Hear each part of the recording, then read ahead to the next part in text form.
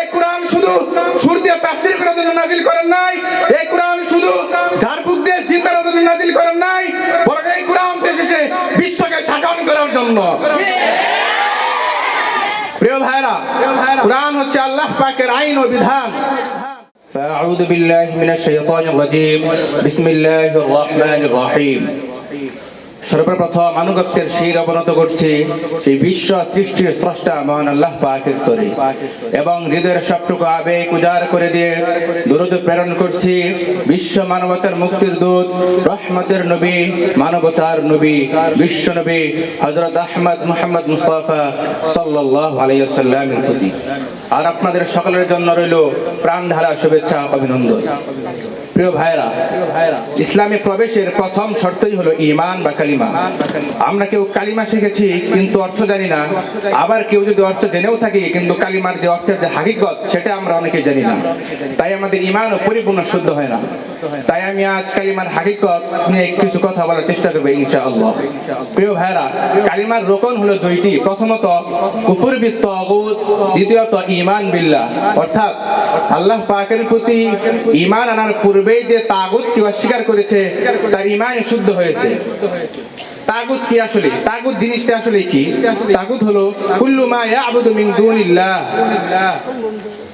কুরআন ও ইসলাম সারা দুনিয়ার বুকে যত মতবাদ, মতাদর্শ অর্থাৎ মানব রচিত আইন, সমাজতন্ত্র, জাতীয়তাবাদ, ধর্মনিরপেক্ষ মতবাদ, এগুলো সবই হলো কাফেরদের বানানো কুরআন ও ইসলামের বিকল্প কুফরি সংবিধান। এগুলো কোনোদিন মুসলমানের সংবিধান হতে পারে না। মুসলমানের একমাত্র সংবিধান হলো আল কুরআন।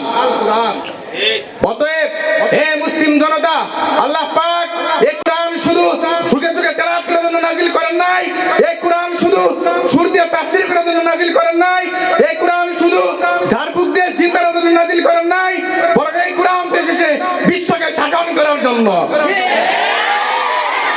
প্রিয় ভাইরা, কোরআন হচ্ছে আল্লাহ পাকের আইন ও বিধান। কোরআন ছাড়া মুসলমান আর কোন সংবিধান মানতে পারে না। কোরআন হচ্ছে মুসলিম জাতির সত্তার প্রাণ, আর এই কোরআনই হচ্ছে জীবন, আর কোরআনে আছে জীবন চলার সকল বিধান। তাই আমি তৃপ্ত কণ্ঠে বলছি, আমরা এই কোরআন নিয়ে বাঁচতে চাই, এই কোরআনের আইন প্রতিষ্ঠায় আমরা শহীদ হতে চাই, কিন্তু কাফেরদের বানানো কোন কুফরি সংবিধান মেনে জাহান্নামে যেতে চাই না। আল্লাহ পাক কোরআনের মধ্যে বলেন, ইন্না হাযাল কুরআন ইয়াহদি লিল্লাতী হিয়া আকওয়াম, নিশ্চয়ই এই কোরআন সঠিক পথের দিশা দেয়। হাদিস শরীফে এসেছে, সালাতুন তাহতাল আরশি ইয়াউমাল কিয়ামা, কাল কিয়ামতের দিন তিনটি বস্তু আল্লাহর আরশে নিজের স্থান পাবে, তার মধ্যে এক নম্বরই হলো আল কোরআন। আল কোরআনুল হাজ্জু ইবাদাল্লাহ, সেদিন কোরআন কারো পক্ষে আবার কারো বিপক্ষে সাক্ষ্য দিতে থাকবে। তাই ভাই, আমরা যদি কাল কিয়ামতের কঠিন সেই মুহূর্তে কোরআনের সাক্ষ্য পেতে চাই, তাহলে আমাদের দুনিয়াতেই পারিবারিক জীবন, সামাজিক জীবন, এমনকি রাষ্ট্র জীবনেও কোরআনের বিধানকে মেনে নিতে হবে। আল্লাহ পাক আমাদের সকলকেই কোরআনের আইন ও বিধান মেনে চলার তৌফিক দান করুন। ওয়া মা আলাইনা ইল্লাল বালাগ। আসসালামু আলাইকুম।